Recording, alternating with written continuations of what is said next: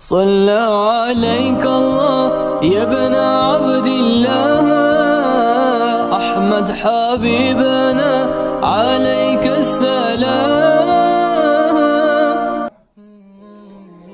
جیسا کہ اقبال رحمہ اللہ نے کہا کہ اخوت اس کو کہتے ہیں چبھے کانٹا جو کابل میں تو ہندوستان کا ہر پیر و جوان بےتاب ہو جائے. کہ کابل کہاں اس وقت سے ہندوستان اور کابل افغانستان کا شہر کہ وہاں بھی اگر کسی ایک مسلمان کو تکلیف ہو ایک کانٹا تک چبھے تو ہندوستان کے لوگوں میں وہاں کے مسلمانوں میں اس کی تکلیف کا احساس ہونا چاہیے.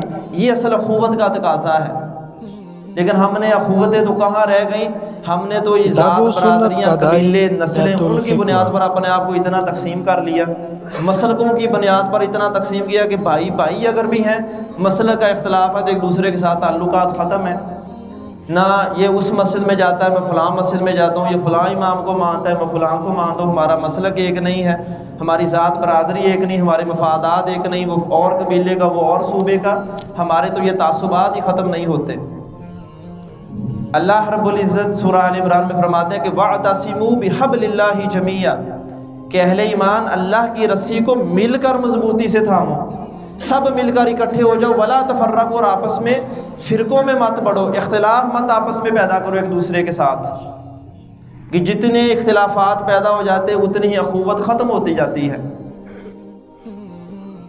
رسول اکرم صلی اللہ علیہ وسلم نے اسی اخوت کی وجہ سے یہ حکم دیا تھا صحابہ کرام کو. ایک موقع پر فرمایا کہ میرے بعد تم بہت سارے اختلافات دیکھو گے, فتنوں کا بیان فرمایا اور یہ کہا کہ ایسے حکمران ایسے امیر بھی آئیں گے جو نمازوں کو اپنے اصل وقت سے بہت لیٹ کر کے پڑھیں گے. تو صحابہ کرام نے پوچھا کہ یا رسول اللہ صلی اللہ علیہ وسلم پھر ہمیں اس موقع پر کیا کرنا چاہیے, بلکہ یہ الفاظ میں کہ ہم ان کے ساتھ جنگ کریں, کوئی جہاد کریں.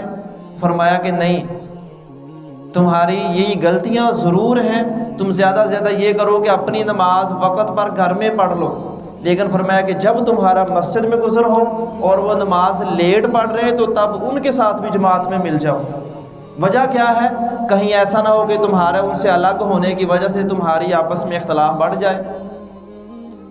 حجاج بن یوسف اپنے وقت کا ظالم ترین گورنر تھا. اس نے کوئی 60 سے 70 ہزار لوگ قتل کیے جن میں ہزاروں مسلمان بھی تھے. لیکن اس کے باوجود صحابہ کرام جو موجود تھے, حضرت ابو سعید خدری وغیرہ دیگر صحابہ اس کے پیچھے نماز پھر بھی پڑھتے تھے. بعض لوگ کہتے کہ آپ ہمیں یہ کہتے ہیں کہ یہ ظالم ہے, فلاں ہے, ایسا ہے ویسا ہے, یہ ظلم ہے, لیکن نمازیں پھر بھی اس کے پیچھے پڑھتے ہو. فرمایا کہ رسول اللہ صلی اللہ علیہ وسلم نے ہمیں مسلمانوں کے درمیان اختلاف پیدا کرنے سے روکا ہوا ہے. اس کا ظلم اپنی جگہ پر ہے لیکن وہ اہل اسلام میں تو داخل ہے, کلمہ پڑھا ہے, اسی دین کو مانتا ہے, اسی پر عمل کرتا ہے. اگر اس کی غلطی بھی ہے, گناہ بھی ہیں, تو میں اس کے مقابلے میں کوئی 1.5 اینٹ کی نئی مسجد بنا کر مسلمانوں کے درمیان اختلاف اور افتراق نہیں پیدا کرنا چاہتا کہ اللہ کے نبی نے ہمیں اس طرح کے اختلافات سے روکا ہوا ہے. اور ہم اپنے درمیان دیکھیں کہ کتنی چھوٹی چھوٹی باتوں پر ہمارے اختلافات اتنے ہیں, نہ سلام دعا گوارا ہے, نہ کسی کے ساتھ بیٹھ کر کھانا گوارا ہے, تو اخوت پھر کہاں رہ جائے گی. بڑے بڑے اختلافات کے باوجود صحابہ کرام کے درمیان اخوت کا رشتہ ہمیشہ باقی رہتا تھا. اختلافات ہو جاتے لیکن اس کے سب کے باوجود بد زبانی یا کسی کے بارے میں لعن طعن یا اس کے بارے میں گالی گلوچ, یہ رویہ ان کو زیبا نہیں تھا. اور ہمارے لیے بھی یہی ان کا اسوہ ہے. کم از کم رشتوں کو ایک پختہ رکھنے کے لیے, بھائی چارے کو پختہ رکھنے کے لیے رسول اللہ صلی اللہ علیہ وسلم نے کئی باتیں بتائیں کہ آپس میں ہمسائے ہیں ان کو تحفے تحائف دیا کرو.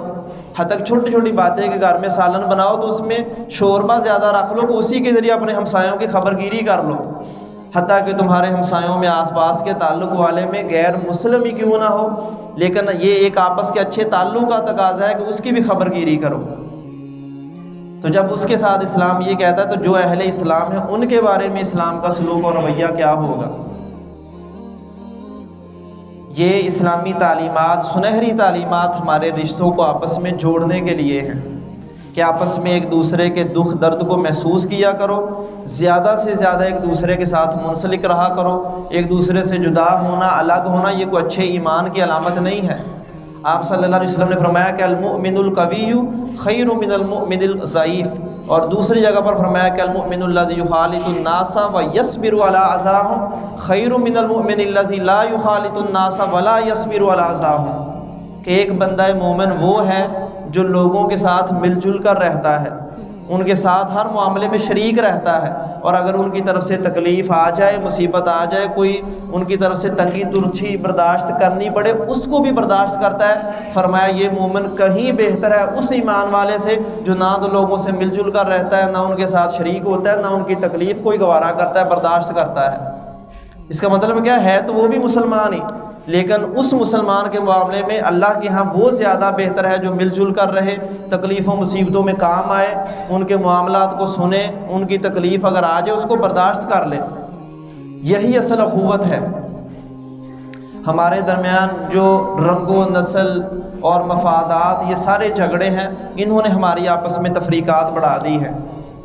رسول اللہ صلی اللہ علیہ وسلم اسی چیز سے آپس میں روکا کرتے تھے، یعنی جیسے بھی ہو جاتا اہل ایمان کو آپس میں یکجا رکھنا، یہ رسول اللہ صلی اللہ علیہ وسلم کے دین کی ایک بنیادی تعلیم ہے۔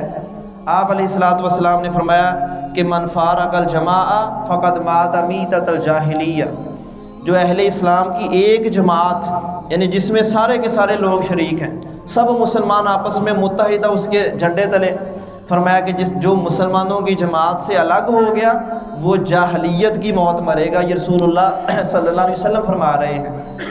جاہلیت کی موت مرنے سے کیا مراد ہے؟ کہ اس کا اسلام کے ساتھ تعلق ہی نہیں رہا، وہ تو جیسے اسلام سے پہلے جاہلیت وہ اسلام چھوڑ کر جاہلیت میں چلا گیا، اور ہم چھوٹی چھوٹی باتوں پر اپنی جماعت، اپنے احباب، اپنے رشتے سب کچھ ختم کرنے پر تل جاتے ہیں، اور پرواہ ہی نہیں ہوتی کہ ہم نے مسلمانوں کی جماعت کے ساتھ، سب لوگوں کے ساتھ اٹیچ رہنا یہی خیر کا باعث ہے۔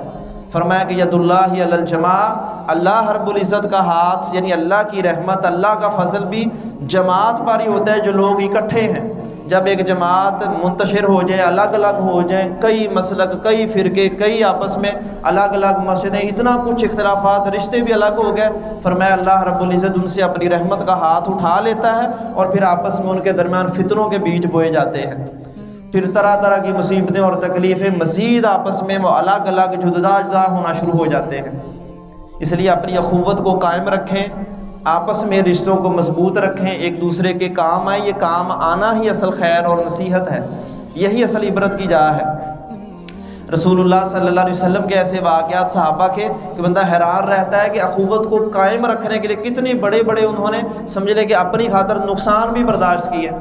حضرت عمر رضی اللہ تعالیٰ عنہ شہید ہوئے تو ان کے ذمے کچھ قرض تھا، وہ قرض بھی وہ تھا جو اپنے لیے نہیں تھا، بلکہ جو کوئی غریب مسکین فقیر ان سے کچھ سوال کرتا، اپنے پاس نہ ہوتا، قرضہ لے کر اس کی مدد کر دیتے، یہ قرض ان کے ذمے تھا۔